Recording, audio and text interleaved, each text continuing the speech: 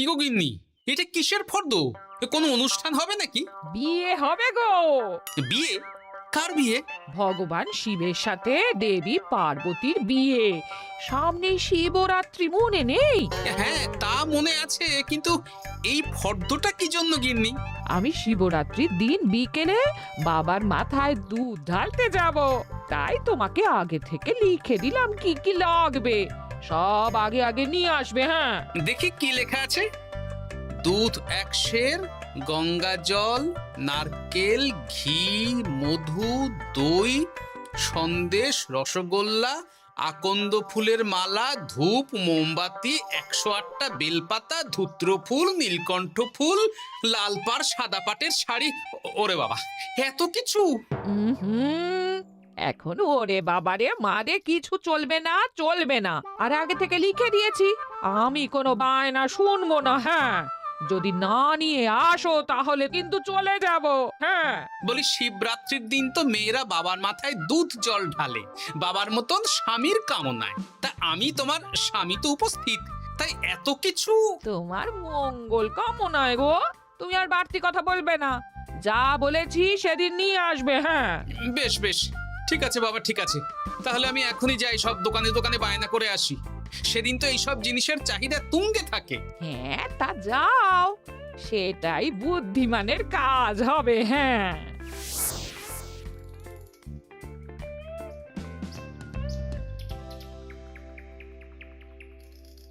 আরে এই তো পুটির বাবা, সকালে রাজসভায় গিয়েছিলে কিন্তু তেমন কোনো কথা হলো না। হ্যাঁ গোপাল দাদা, এখন কি যে করি। ঠিক আছে ঠিক আছে, আমি দেখছি কি ব্যবস্থা করা যায়, বুঝলে। ঠিক আছে গোপাল দাদা, একটু দেখো, বুঝতেই তো পারছো অভাবের সংসার। হ্যাঁ হ্যাঁ, কোনো চিন্তা করো না।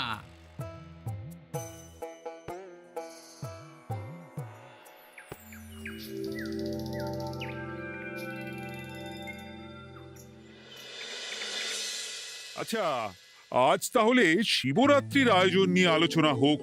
মহারাজ, এসব নিয়ে আপনি চিন্তা করবেন কেন? আরে আমার মতন একজন মন্ত্রী থাকতে আপনার মাথা ঘামানোর কোনো দরকারই নেই। না না মহারাজ, একদম মন্ত্রী মশাইকে দায়িত্ব দেবেন না। উনি প্রত্যেকবার দায়িত্ব নিয়ে সব তালগোল করে দেন, আর সব শেষে বলেন আমার ভুল হয়ে গেছে, আমাকে ছেড়ে দিন। এই গোপাল গোপাল, একদম বাজে কথা বলবে না। আমি এখন ভালো হয়ে গেছি। ভালো না কালো? মহারাজ মহারাজ, আপনি আমাকে দায়িত্ব দিন, আমি সব সামলে দেব। সব কাজ সবাই মিলে করলেই তো ভালো। পুজো পাঠের দায়িত্ব আমার, বাকি আমি জানি না। সে ঠিক আছে, কিন্তু পুজোর জোগাড় অনেক দায়িত্ব, সব হিসেব করে কেনাকাটা করতে হয়। সবচেয়ে বড় ব্যাপার, তার জন্য সৎ হতে হয়। আমি কি অসৎ নাকি? আমি সব দায়িত্ব নেব। না, আমি নেব। আমি নেব। আমি। আহ, চুপ চুপ, একদম চুপ। গোপাল দায়িত্ব নেবে না মন্ত্রী, সেটা তো বিচার করতে হবে। কিভাবে বিচার করবেন মহারাজ? হ্যাঁ, একটা বুদ্ধির পরীক্ষা নেওয়া হবে। আমি এখন গোপালের চেয়ে অনেক বুদ্ধিমান হয়ে গেছি। তাহলে তো ভালো, তুমি গোপালের বুদ্ধির পরীক্ষা নাও। যদি গোপাল জিতে যায় তাহলে গোপালই দায়িত্ব পাবে, নইলে তুমি। ঠিক আছে, আমি এক্ষুনি প্রশ্ন করছি। হ্যাঁ হ্যাঁ, করুন করুন। হ্যাঁ, এমন কি জিনিস যা তুমি যতই খাও পেট ভরবে না? বাবা, মন্ত্রী কি প্রশ্ন করলে! গোপাল, বলো বলো বলো। এবার জমবে মজা। বেশ, তাহলে বলি। হ্যাঁ, বলো বলো। উত্তর হলো বাতাস। যতই খাও পেট ভরে না। গোপালের কি বুদ্ধি! ও মন্ত্রী মশাই, এই গোপাল তো প্রথম দানেই বাজিমাত করে দিল। হ্যাঁ, প্রথমটা তো সহজ ছিল। ঠিক আছে, এতই যদি বুদ্ধিমান হও তাহলে আরেকটা পরীক্ষা দাও। হ্যাঁ মন্ত্রী, বলো। এবার আপনারা একটু অপেক্ষা করুন, আমি আসছি।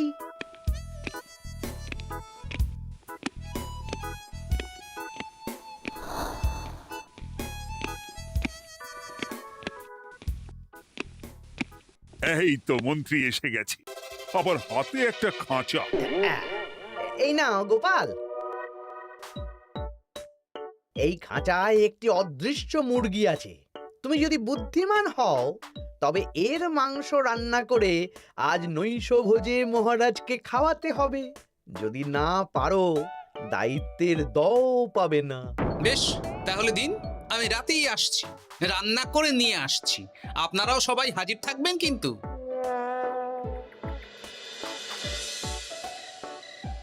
এই সেরেছে, গোপাল যে এখনো এলো না। গোপাল নির্ঘাত ফেসেছে। এই তো চলে এসেছি, এ কি গোপাল, তুমি তো খালি হাতে।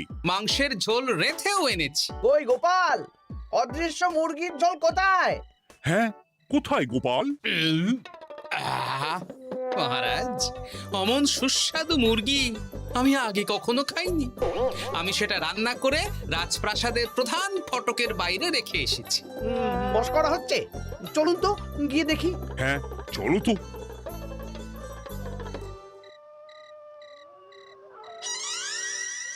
এ কি, এখানে তো কিছুই নেই, আমি তো দেখতে পাচ্ছি না। কই, আমরা তো কেউ কিছু দেখতেই পাচ্ছি না।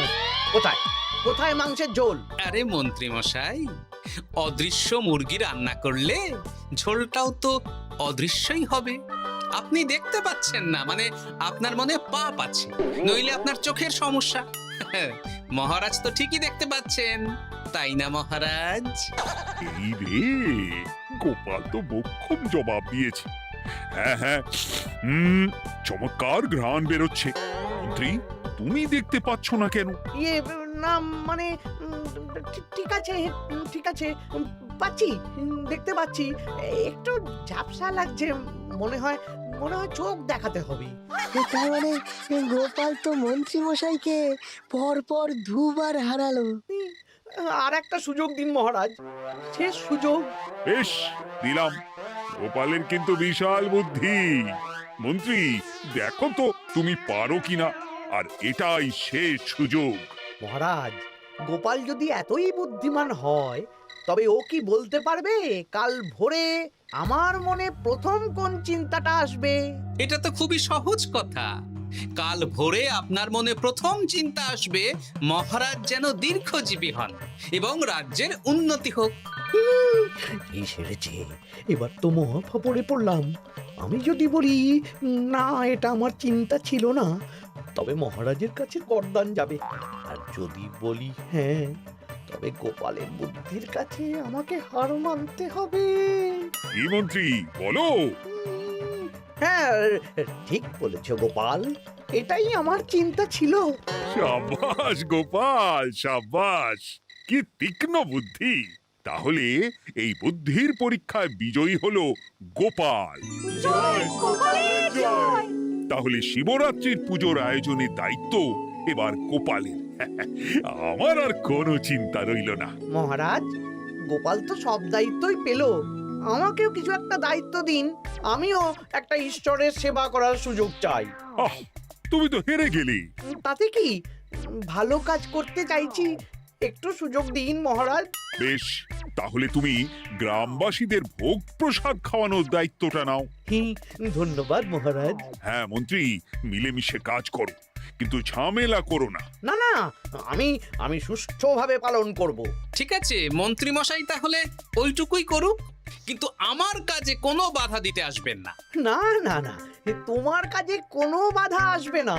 আমি ভোগ প্রসাদ বিতরণ, খাওয়া দাওয়া, এই সব ব্যাপারটা দেখব।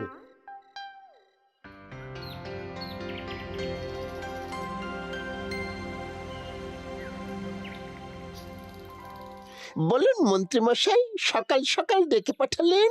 শোন বটা ঘটা, এবারে শিবরাত্রি উপলক্ষে যে ভোগ প্রসাদ জনগণের উদ্দেশ্যে বিতরণ হবে, তার পুরো দায়িত্বই আমার। তাতে কি, মহারাজ আয়োজন করেন আর সব রাজ্যবাসী বিনামূল্যে খেয়ে যান। সেই প্রথা এতদিন চালু ছিল, কিন্তু এবার একটু অন্যরকম হবে।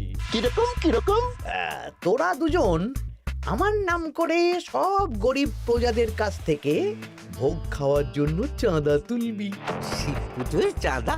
হ্যাঁ দাদা, না মানে ঘটা, খুব সামান্য। বাড়ি আর দোকানগুলোয় যাবি আর মাথা পিছু 1 আনা করে তুলবি, কেমন? বেশ, তারপর বলবি ঢালাও খাওয়ানো হবে, এলাহি আয়োজন। আচ্ছা ঠিক আছে। তবে ভুল করেও কোনো রাজসভাসদদের বাড়ি থেকে বা মান্যিগণ্যি লোকের বাড়ি থেকে এই চাঁদা তুলিস না যেন। না না, বুঝতে পেরেছি, তুলবো না। বলবি সারা রাত পুজো হবে, পরের দিন সকালে হবে প্রসাদ বিতরণ। কেমন?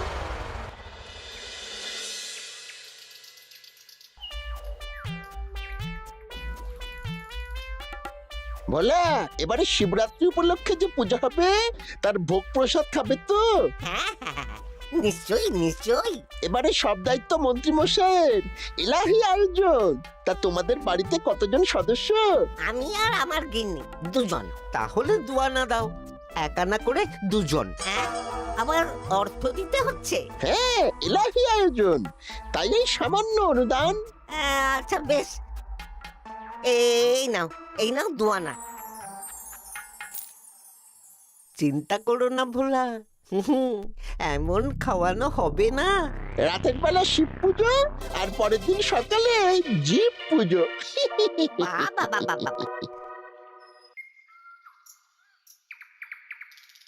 সব দোকানে দোকানে আমি যাচ্ছি, আর তুই লোকজনের বাড়ি বাড়ি যা। বেশ। রে, কত হলো? অনেক হয়েছে মন্ত্রী মশাই, এই দেখুন। বাবা বাবা বাবা, এক আনা করে নিয়েই তো থলে ভরে গেছে। হ্যাঁ, এবার হবে মাছের তেলে মাছ ভাজা। মহারাজও ভোগের আয়োজনের জন্য আজকে মোহর দিয়ে দিয়েছেন। তার মানে তো আপনার মুনাফাই মুনাফা, লাভই লাভ। আমাদেরকেও কিছু দিন। দেব দেব, এখনো কাজ বাকি আছে।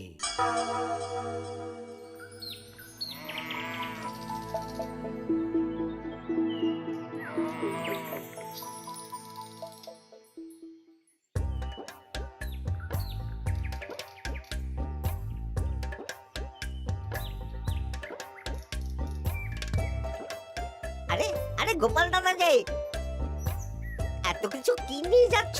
এই তো শিবরাত্রির পুজো উপলক্ষে দশকর্মার বাজার রাজবাড়ি নিয়ে যাচ্ছি। এবারে তো এলাহি ভোগের আয়োজন। রাতের বেলা শিব পুজো আর পরের দিন সকালে নাকি জীব পুজো। মন্ত্রী মশাই দায়িত্ব নিয়ে খাওয়াচ্ছেন। না না, খাওয়ার আয়োজন তো এমন কিছু নয়। আমি যতদূর জানি ওই খিচুড়ি, আলুর দম, ছেঁচড়া, পায়েস, চাটনি আর একটা করে মিষ্টি। আর যতদূর জানি এই ভোগ খাবার জন্য সব গ্রামবাসী থেকে মাথা পিছু এক আনা করে নিয়েছেন। হ্যাঁ, ভোগের প্রসাদ তো বিনামূল্যে। মন্ত্রীমশাই এক আনা করে মাথা পিছু নিয়েছেন? হ্যাঁ গো, এরকম তো কথা ছিল না। আচ্ছা আচ্ছা, আমি দেখছি কি করা যায়। দেখছি আমি দেখছি।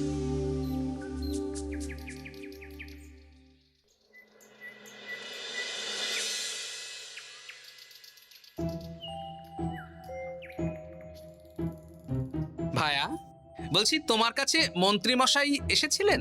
হ্যাঁ, চালের বায়না করে গেলেন। তা কি চালের বায়না করলেন? খুবই সাধারণ চাল, আমার দোকানে সবচেয়ে কম দামি চাল বলতে পারো। সে চাল তো আমি পুজোর দিন পাঠিয়ে দেব বলেছি। আচ্ছা, কেনাকাটার রসিদপত্র? না না, সেসব হয়নি, শেষে দেব। শোনো, মহারাজের আদেশ, মন্ত্রীমশাই যে চাল বলেছেন তার থেকে 5 গুণ উৎকৃষ্ট মানের চাল দেওয়া চাই। যে চাল রাজা বাদশারাও খুব কম খান, সবচেয়ে দামি চাল। আচ্ছা, আর ডাল? ওটাও 1 নম্বর মানের সোনামুখ দেবে। বেশ। মন্ত্রীমশাই যা যা বায়না দিয়েছেন পরিমাণ এক থাকবে, শুধু জিনিসপত্রের মান বাড়বে। ঠিক আছে? আচ্ছা, ঠিক আছে। আর একথা মন্ত্রীমশাইকে জানানোর দরকার নেই, শুধু মোহরটা ওনার কাছ থেকে আদায় করে নিও। যেদিন খাওয়ানো হবে সেদিন বিকেলে যাবে, মানে শিবরাত্রির পরের দিন বিকেল। বেশ।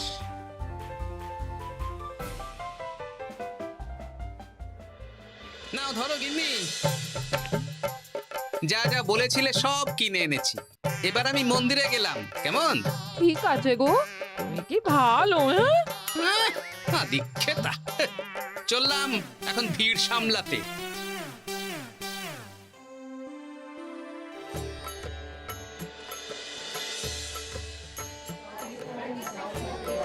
একটু সারিবদ্ধভাবে দাঁড়ান, আপনারও সুযোগ আসবে। বাবা কাউকে ফিরিয়ে দেবে না। দেখো মন্ত্রী, দেখো গোপাল কি সুন্দর ভিড় সামলাচ্ছে। ওকে তো এই জন্যই দায়িত্ব দেওয়া। হ্যাঁ, তাই তো দেখছি। ওম নমঃ শিবায়। হে ভোলানাথ, দেবাদিদেব মহাদেব সকলের কল্যাণ করুন। জয় দেবাদিদেব মহাদেবের জয়। হে ভোলেনাথ মহেশ্বর, মঙ্গল করো বাবা। জয় বাবা ভোলাদেব মহেশ্বরের জয়। তা তোমার শরীর এখন কেমন? এই তো বেশ ভালো আছি। সবই তোমার জন্য। তুমি না সাহায্য করলে ওই ওষুধ আমার পেটেই পড়তো না। না না, আমি তো নিমিত্ত মাত্র, সবই মহাদেবের ইচ্ছে। জয় বাবা মহাদেবের জয়। চলি গো। কাল ভোগ খেতে তাড়াতাড়ি চলে এসো।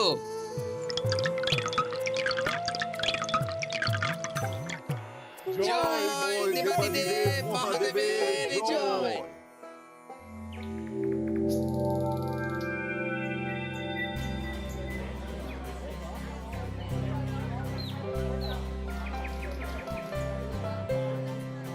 সত্যি মন্ত্রী মশাইয়ের ভোগের প্রসাদ পেয়ে মনটা ভরে গেল। কি সুন্দর রান্না, আর খাবারের গুণমান কি ভালো। তার উপর রসগোল্লা কত বড় বড়। এত বড় রসগোল্লা খাওয়া তো দূর, বাবার জন্মে চোখেও দেখিনি।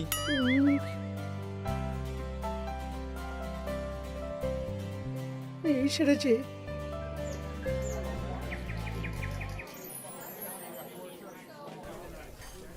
এই যে পাচক ঠাকুর, শোনো। বলুন মন্ত্রী মশাই, আজ আমি খুব খুশি। কেন? আপনি মহান। কেন? মানে আপনি যে চাল পাঠিয়েছেন সে চালে রান্না করা আমার স্বপ্ন ছিল। কি গন্ধ, কি গুণমান, রাজা বাদশাদের চাল বলে কথা। আমি তো খুব সাধারণ মানের চাল দিতে বলেছিলাম, 30 আনা সের মূল্যের চাল। কেন, নবাব বাদশাদের ঘরে এই চালটা থাকে। তাই? কোথা থেকে এলো? কেন, চালের দোকান থেকে এসেছে। মিষ্টিও দারুণ, রসগোল্লা তো নয়, যেন যেন একেবারে বড় বড় রাজভোগ। কি আকার, কি গুণমান, কি স্বাদ। আহা, দেখুন দেখুন দেখুন। বাবা, ভোলা এত বড় রসগোল্লা দিয়েছে। ঠিক আছে, যা হচ্ছে হতে দে। আমি তো চিন্তায় পড়ে গেছি।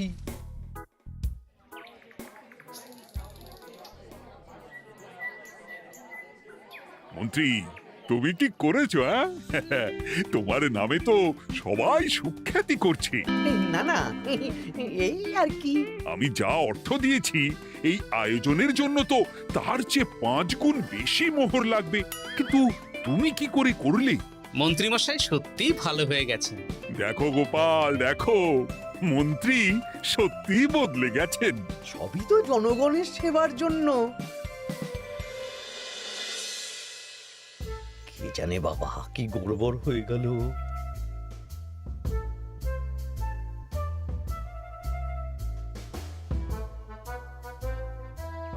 মন্ত্রী মশাই, বকেয়া পাওনা নিতে এলাম। আপনার মোট হয়েছে চালের 350 মোহর, মুগ ডালের 250 মোহর, আর মশলাপাতি 100 মোহর। হ্যাঁ, বলো কি? মন্ত্রী মশাই, ওই আপনার মোট বকেয়া 300 মোহর। আর আমার এই 150 মোহর। হ্যাঁ, চলুন মহারাজ, একটু মন্ত্রীমশাইয়ের বাড়ির দিকে ঢু মেরে আসি। চল। চলুন, ওনাকে গিয়ে ধন্যবাদ জানিয়ে আসি। এই না না না, আরে আরে আমি কি করে দেব? আমি কি চন্দ্রমুখী আলু দিতে বলেছিলাম? আমি কি করে দেব? না না, ও আপনাকে দিতেই হবে। হ্যাঁ, কি বলছো মন্ত্রী?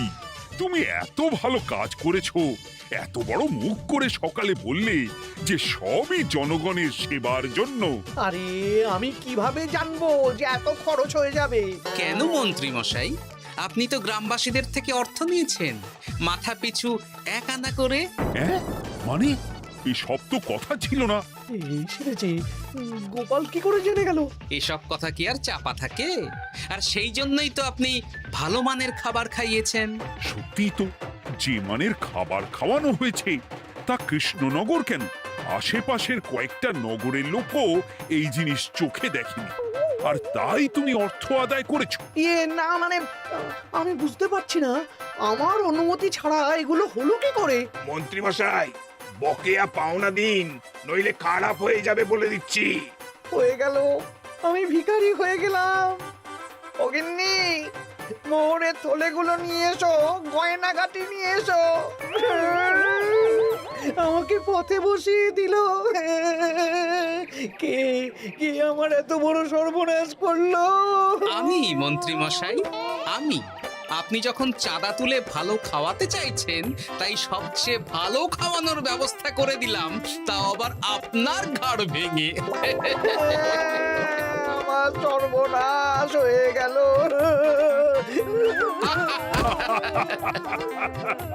জয় মহাদেবের জয়।